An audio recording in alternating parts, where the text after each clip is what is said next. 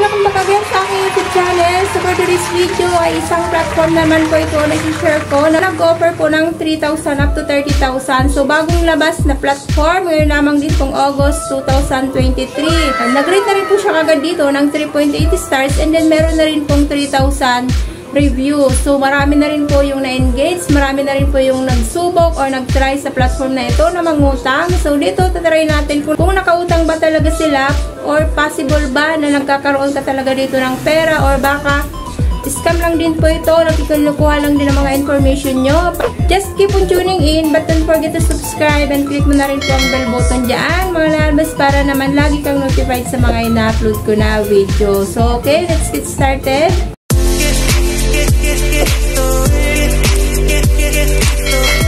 So, ito pong sinasabi ko ay si Pinoy Peso. So, ayan po, bagong platform. Nandyan lang po yan sila sa Play Store. So, install nyo po yan dyan mga labs, Pinoy Peso, para po malaman po natin kung legit ba ito, kung makakautang ba, or to ba na nag-release sila dito ng pera or hindi. Baka nangungulikta lang din po sila dito ng iyo pong mga information, and then malaman-laman mo na lang na marami na po palang tumatawag sa iyo. So, ayan po.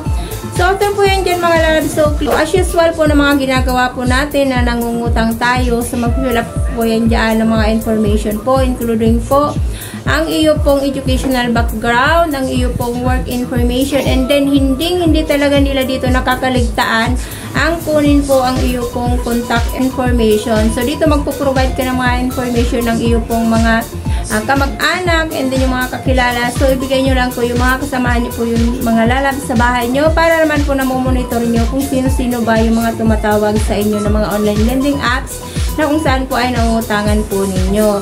And then next po yan dyan mga labs. So may magpa-pop up ka agad-agad dyan mga labs na 30,000 yung pinaka-maximum nila. Kukuha na kayo dyan ang iyo pong one valid ID. So ito po yung mga nire-required nila o recommended na ID. So TIN number, driver's license, UMID, GSIS ID, voters ID.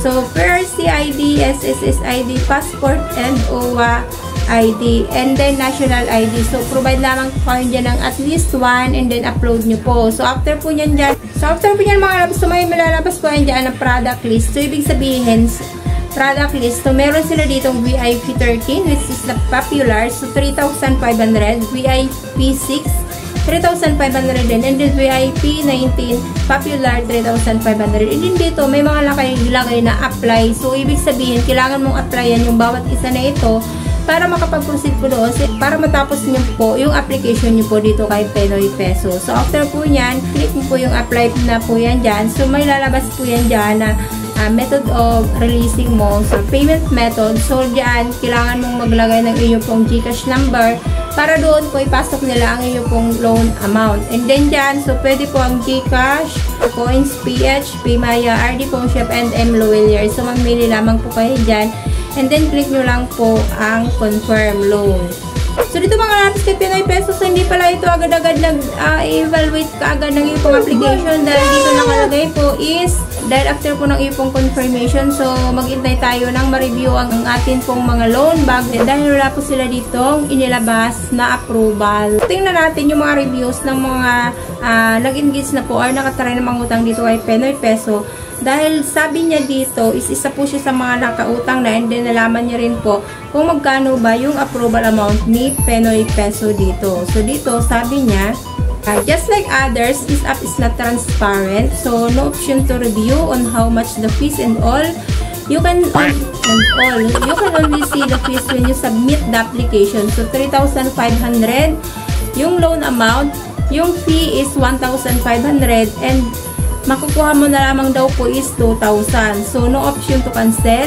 You can also see the terms of payment on how long will you have to prepay for the loan. It will just send a text that you need to pay in 7 days. They sent the money, not in my account. So, ayan. So, impression ko lang po dito mga lalabas kay Pinoy Peso. So, parang misleading talaga yung kanila pong advertisement dyan po sa social media. Dahil po sabi doon is madali lang mag-approve within 5 minutes. So, dito, so, kailangan pa maghantay and then wala pa po silang confirmation kung approve ba talaga yung loan mo or hindi. So, kung isa ka man po sa nakapag-try na po dito kay Pinoy Peso makapag-loan, and then share mo rin po yung experience mo yan dyan kung magkano nga ba yung nakuha mo, and then magkano ba yung actual na reduction po nila para naman po magkaroon din po tayo ng idea. So disclaimer lang po mga lalabs, so hindi po ako dito promoter, hindi po ako dito ahente ng mga platform na binabanggit ko sa akin pong mga vlogs dahil ako ay katulad nyo rin po lamang na nanghihiram or naghahanap rin lang ng mga utangan online na kung saan naman po ay yung mga low interest talaga ang hinahanap ko with long term naman na makatotohanan.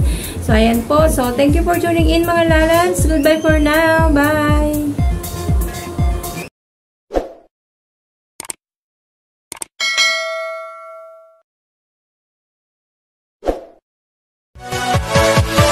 Yeah.